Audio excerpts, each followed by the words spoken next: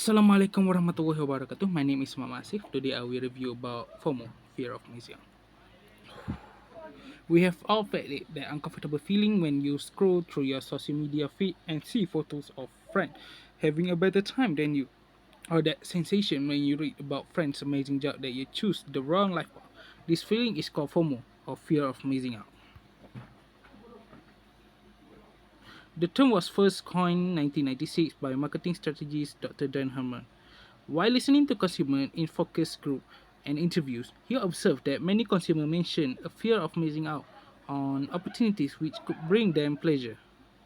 Later, in 2004, Patrick McGuinness, a student at Harvard Business School, co-edited an article about the growing trends among his peers of being unable to commit to anything, even something as simple as booking a restaurant, for fear that they would miss out on something more exciting happening elsewhere. Although people have felt FOMO for a long period of time, the growth of social media seems to have exacerbated the phenomenon for many. For many, it has now become habit to compare your life with other life, or rather the highlight of their life, something that previous generation could not do so readily. This cue your sense of normal and bring out about feeling like resentment, envy, and dissatisfaction. What's more, marketers have seized on FOMO psychology as a meat to drive sales. Sales that last limited time, low stock availability, notification, and pops up that show other people buying all tap into our FOMO. Since Since the FOMO phenomenon was recognized, it has been increasingly studied by scientists eager to discover its trends and impact. Scientists at Carleton and McGill University, for example, found that surprisingly traits like neuroticism and extroversion did not lead to greater incident of FOMO. They did, however, discover the negative FOMO feeling were experienced more often toward the end of the day and at the end of the week, and that FOMO was experienced more by people carrying out obligatory work like job and study. This is not to say that people only experience FOMO when engaged in mundane activity. In a follow-up study, researchers found the participants who specifically select one activity over another experience FOMO.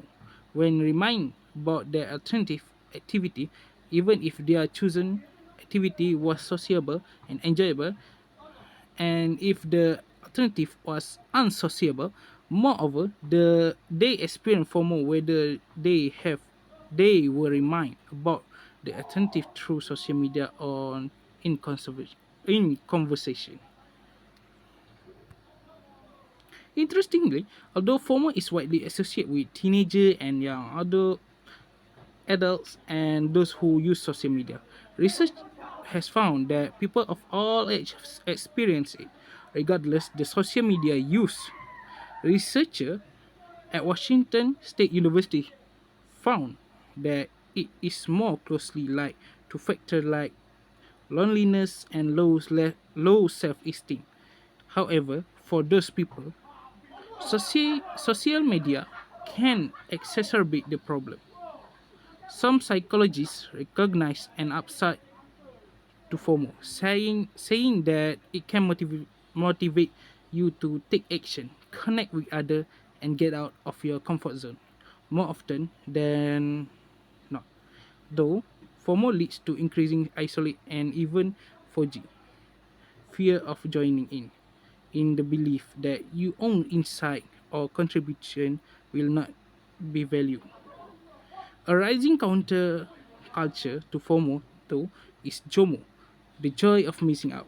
This is include the pleasure and satisfaction of a night in, doing what you enjoy best, turning off your phone notification and living in the moment, focusing not on what you lack, but on what you have. That's all.